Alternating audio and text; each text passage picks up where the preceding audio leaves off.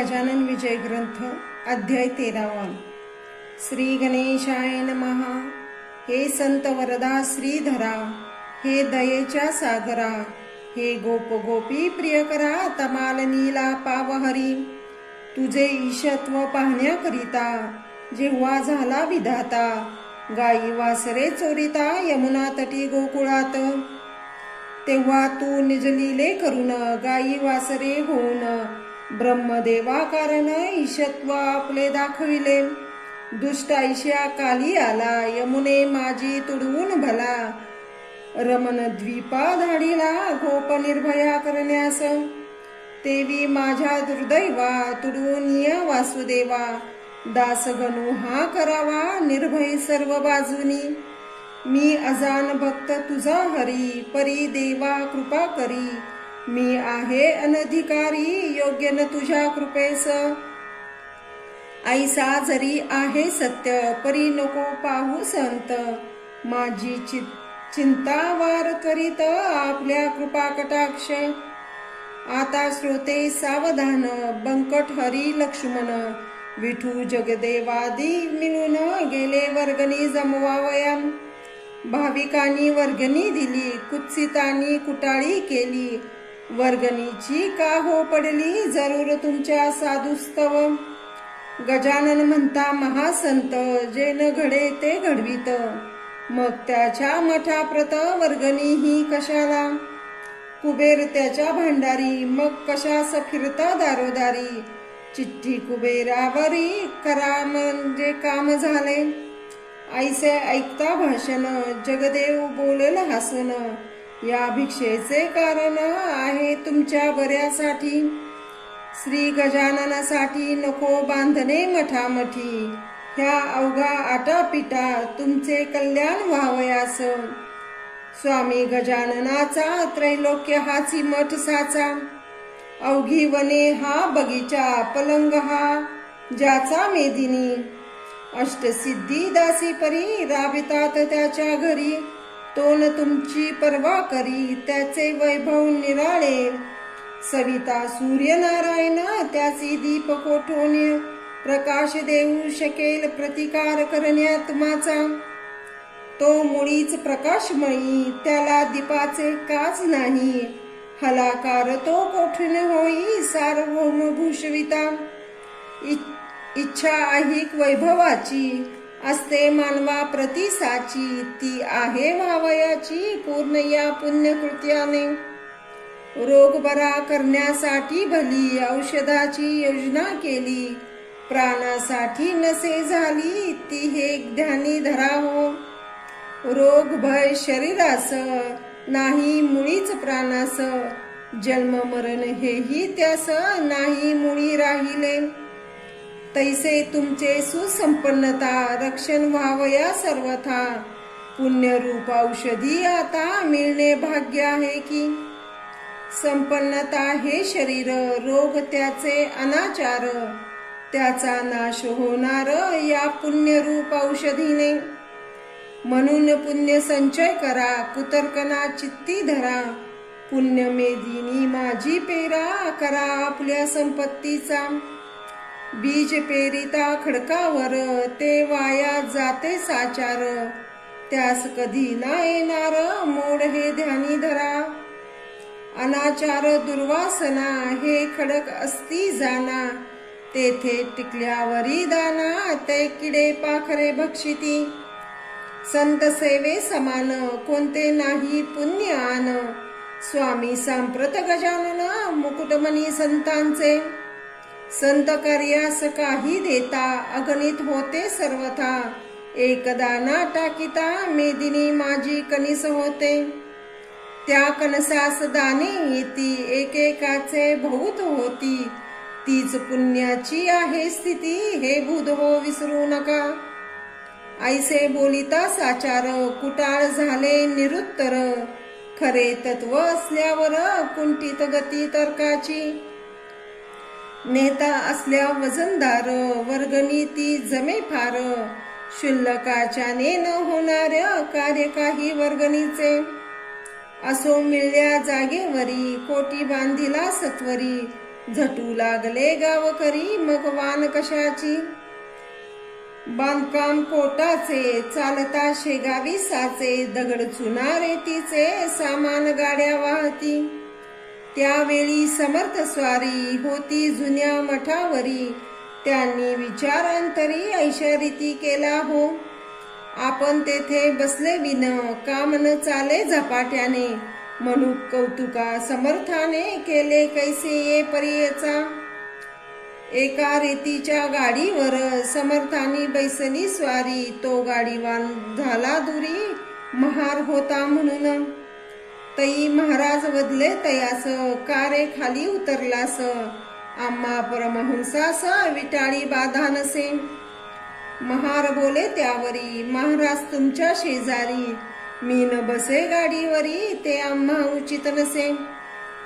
मारुती रामरूप झाला, परी राम सानिध्य नाही बसला, तो उभाच पहा राहिला, कर जोडूनी उरामा पुढे.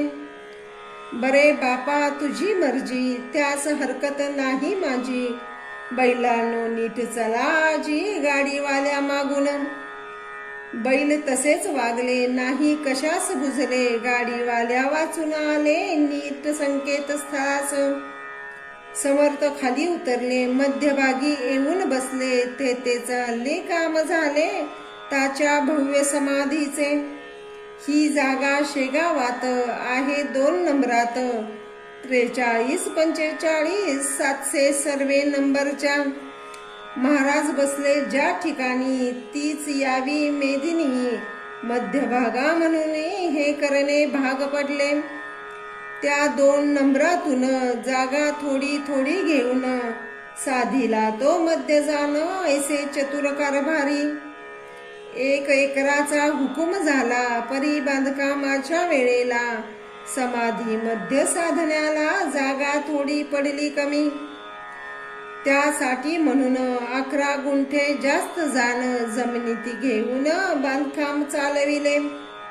पुढाऱ्याच्या होते मनी, वचन दिले अधिकाऱ्यांनी, आणि 1 एकर तुम्हाला गुणी, काम पाहून जागा देऊ. यास्तव केले धाडस 11 गुंठे घेण्यास, परी ते गेले विकोपास, एका दुष्टाच्या बातमीमुळे.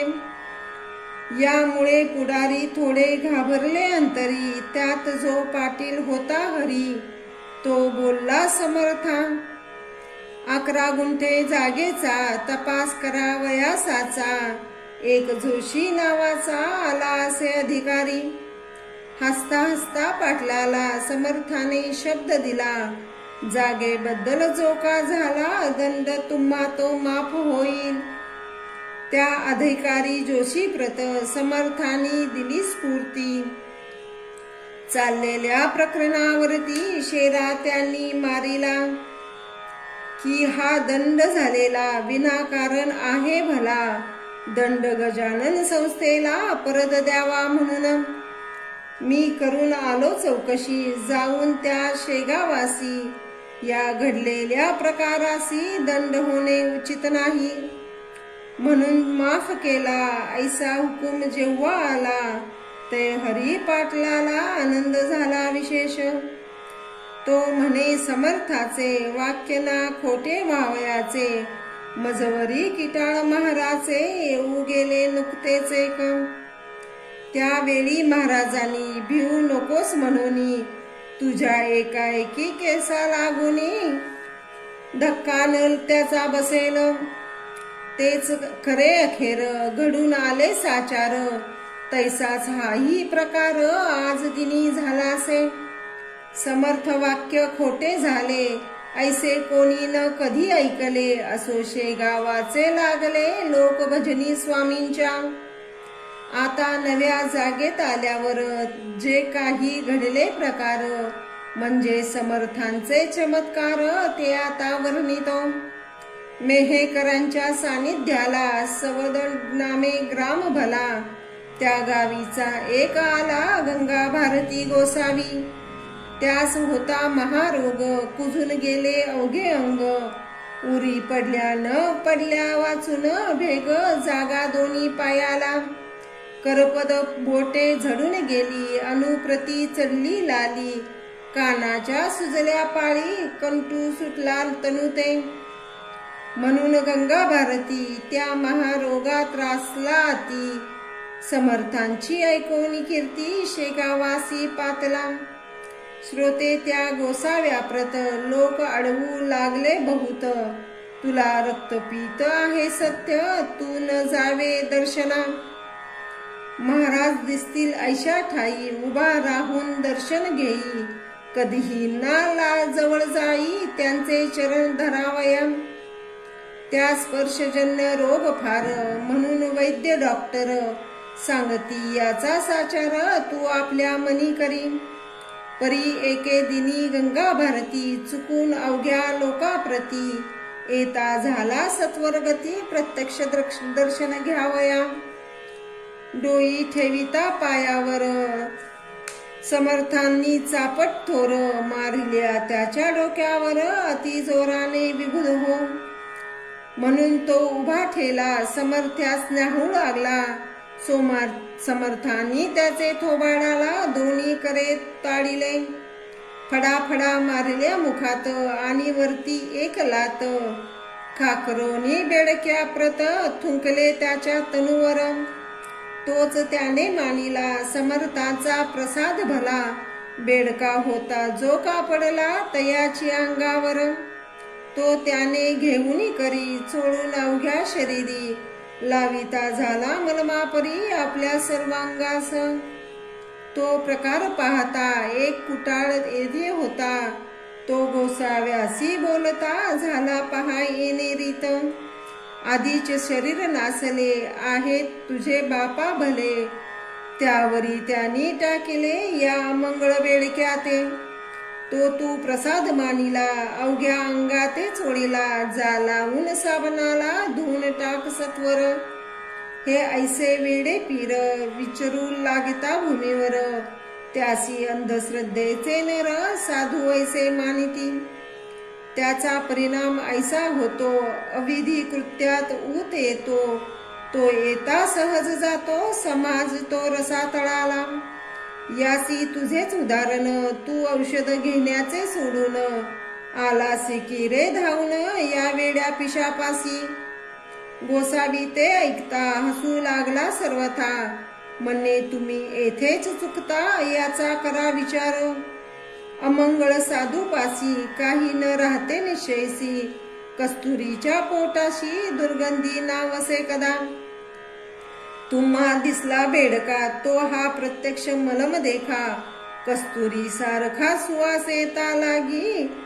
तुम्हा संशय आल्यास पहा माझ्या अंगास, हात लावून या खास म्हणजे कळून येईल की. त्यात थुंक्याचे नाव नाही, अवघी औषधी आहे पाही. मी इतका वेडा नाही बेडक्यास मलम मानणारा. तुझी त्याचा संबंध नव्हता म्हणून बेडका दिसला तत्वता. समर्थांची योग्यता त्वान मुळी जाणिली. त्यांचे पाहण्या प्रत्यंतर चला जाऊ एक वार. स्नान केल्याने जागेवर वेळ आता करू नको. समर्थ स्नान प्रति दिवशी करतील त्या जागेशी. तिथल्या ओल्या मातीची मी लावितो निजांगा.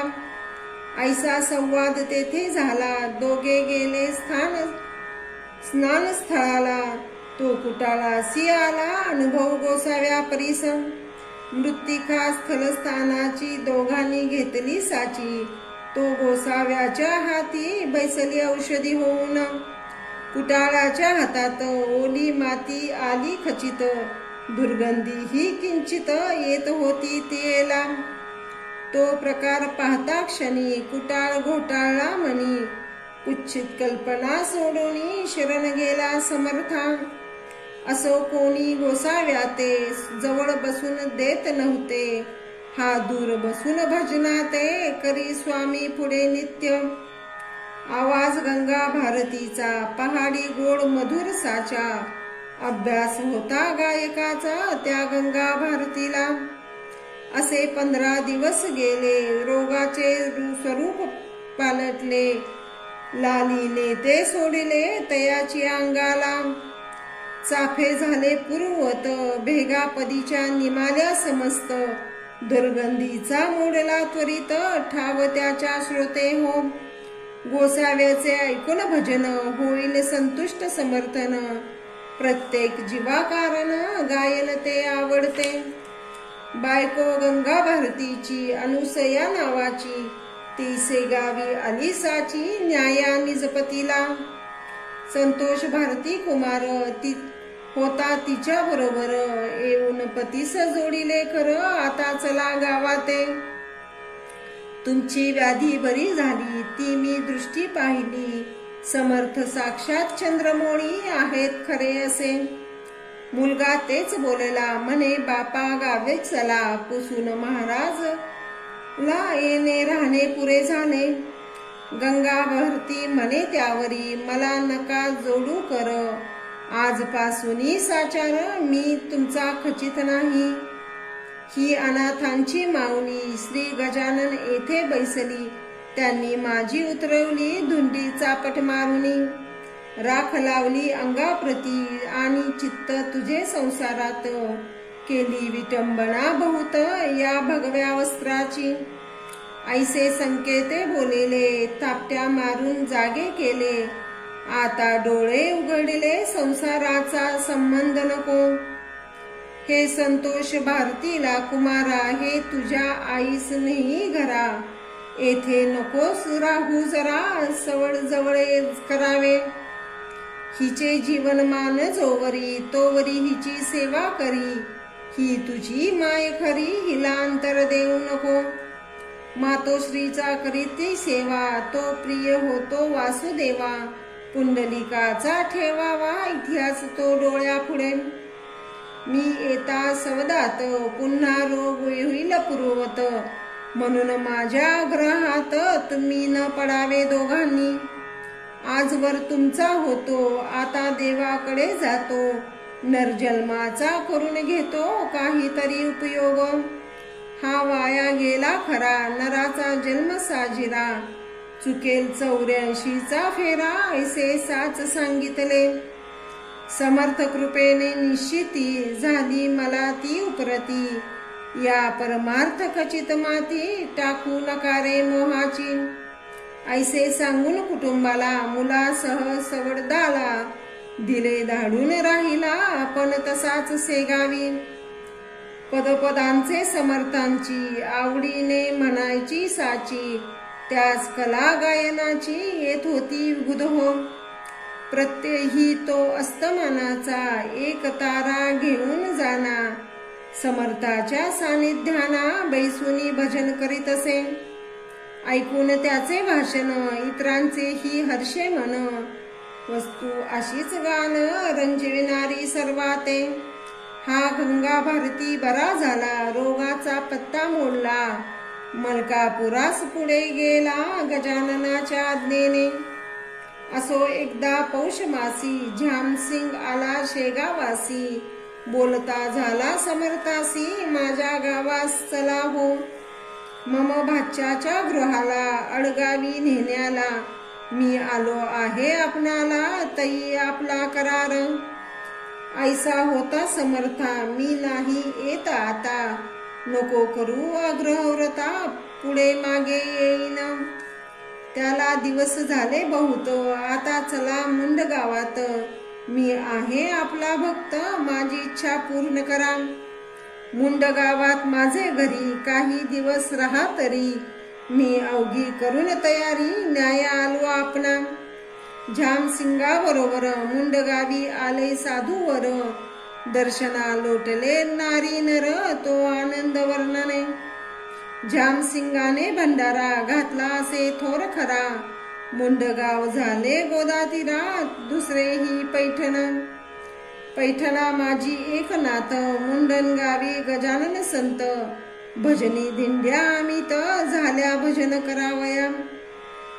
आचारी लागले स्वयंपाका अर्ध स्वयंपाक झाला निका ते महाराज बोलले ऐसा ऐसा झामसिंगासी. झामसिंगा आज चतुर्दशी मुळीच आहे रिक्त तिथी भोजनाच्या पंक्ती पौर्णिमेला होऊ दे. झामसिंग बोलला यावरी, स्वयंपाक झाला तयार, लोक जमले आहेत फार, आपला प्रसाद घ्यावया. स्वामींनी केले बोलणे, तुझे व्यवहार दृष्टीने योग्य परी ते हे न माने, त्या जगदीश्वराला. झामसिंगा हे अन्न न येई उपयोगा कारण, तुम्हा प्रापंचिका लागून आपलेच व्हावया वाटते. पंक्ती बसल्या भोजना, तो एकाएकी आकाश जाना, भरून आले गर्जना, होऊ लागली मेघांची. चमके वीज माथ्यावरी, झंझावात सुटला भारी, कडा कडा तरी का तरी, लागली झाडे मोडावया. घटकेत पाणी पाणी झाले, अवघे अन्न वाया गेले. मग झामसिंगाने विनवले महाराज येण्याची रीत, आता महाराज उद्या तरी, मुळी न व्हावे आजच्या परी. हिमवृष्टी होऊन बैसली खरी, अवघी मंडळी गुरुराया.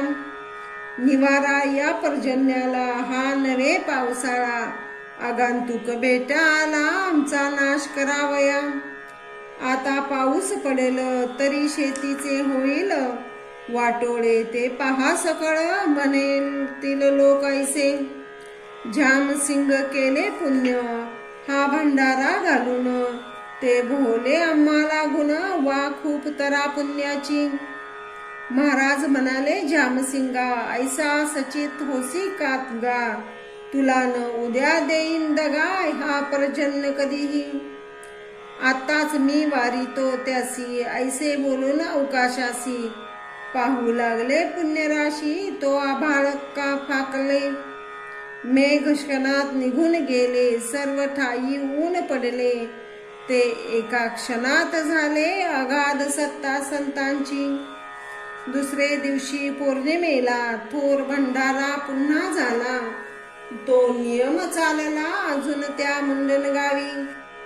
झामसिंगाने आपली इस्टेट सर्व अर्पण केली, महाराजांचे चरणी भली त्या मुंडन गावात. लोक त्या मुंड गावात समर्थांचे झाले भक्त.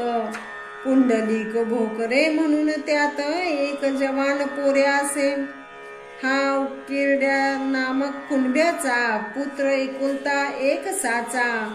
भक्त झाला महाराजांचा, ऐन तारुण्या माझारी. हा उकरड्या नाम वराडात, पोर नसल्या वांचत. लोक नवसे ठेवतात, ऐसा प्रघात हा त्या प्रांती. ते पेट्या तेलंगणात, केरपुंजा महाराष्ट्रात. तैसा उकिरडा वराडात, नाव ठेविती बालकाचे. हा पुंडलिक वद्य पक्षीशी, करावयास वारीशी. येत नेमेसी शेगावासी, घ्याया दर्शन समर्थाचे. जैसे का ते वारकरी, वद्य पक्षा माझिरी. जाती इंद्रायणीचे तिरी, देहू आळंदी गावाला. तैसाच हा वराडात, वारी वद्य पक्षात. करून घेई शेगावात, परमभाव भक्तीने. असो एकदा वराडात, रोग ग्रांथिक सन्निपात. बळावला अत्यंत, गावाबाहेर पडले की. या तापात ऐसे होते, प्रथमता थंडी वाजते. अंग ज्वराने तापते, डोळे होती लाल बहु. आणि कोठे तरी सांध्यावर, ग्रंथ उठती सत्वर. ती होती करी जोर, वात तिया लागून. मग रोगी बरत असे, शुद्धी न काही राहत असे. तल्लकी अंगाची होत असे, बेशुद्ध होई क्षणाक्षणा. पूर्वी हा रोग विपरीत नव्हता भरतखंडात. त्याचा वास युरोपात होत मोठ्या प्रमाणी. ती साथ इकडे आली, गावोगाव पसरली. त्याच्या प्रतिकारा सोडून दिली लोकांनी ती घरेदारे. त्या दुर्धर साथींची स्वारी आली पहा मुंडन गावावरी. ती पुंडलिकाची आली वारी, शेगावास निघाला. कस त्याला घरी आली, परी ती त्याने चोरिली. शेगावाची वाट धरली आपल्या पित्या समवेत, येता 5 कोसावरी शरीराची भरली ज्वर, एक पाऊल भूमीवर तयाच्याने टाकवेना, गाठ उठली बगलेत हैराण झाला रस्त्यात, ऐसे पाहुनी पुसते तात कारे पुंडलिका ऐसा करशी, पुंडलिक म्हणे बापाला बाबा मजीसी ताप आला, गोळा एक काखेला उठला हे दवा, शक्ती सारी क्षीण झाली आता मशीन चालावे मुळी, काय करू ही राहिली वारी हाय रे दुर्दैवा, हे स्वामी दयागणा वारी सखंड पाडीना, दाव तुझ्या दिव्य चरणा भक्तवत्सला कृपानिधी, वारी सांग झाल्यावर मग देऊ दे कुशाल ज्वर, जरी सांडेल शरीर तरी न त्याची परवा मला, माझा पुण्य ठेवा हीच वारी ती रक्षण आता करी, ही साथ झाली वैरी नाश तिचा करावया ते, शरीर सामर्थ्य जोवर परमार्थ घडे तोवर, बापही झाला चिंतातुर त्या मुलाची पाहुणी स्थिती, तोही रडू लागला एक एकुलता एक पुत्र मला, देवान दिवानी भला माझ्या या वंशाचा, उकिरडा म्हणे पुत्रास गाडी घोडे बसवण्यास, आणू का या समयास तुला बाळा बसवावया, पुंडलिक वदे तयासी झाली पाहिजे पायीच वारी, उठत बसत कसे तरी जाऊ चला शेगावा, मध्येच मृत्यू आल्यास शव तरी गेल शेगावास, नको करू शोकास हेच आता सांगणे, बसत उठत पुंडलिक आला अति कष्टे शेगावाला, म्हणून स्वामी समर्थाला घातले त्याने दंडवत, तो समर्थाची म्याव केली एका हाताने दाबली, काख त्यांनीच आपुली अति जोर ठेवून, आणि केले मधुरोत्तर पुंडलिका तुझे गडांतर, टाळले आता तिळभर चिंता त्याची करू नको, तैसे महाराज वधिता क्षणी पुंडलिकाची गाठ जाणी, गेली जागच्या जागी जिरोनी ताप तोही उतरला, कंप अशक्ततेने राहिले देहाकारणे, करी पुंडलिकाच्या मातेने आणले नैवेद्य वाढून, घास त्या नैवेद्याचे समर्थ घेता 2 साचे, कापरे ते पुंडलिकाचे गेले बंद होऊन, पुंडलिक झाला पूर्ववत अशक्तता राहिले किंचित, हे गुरु भक्तीचे फळ सत्य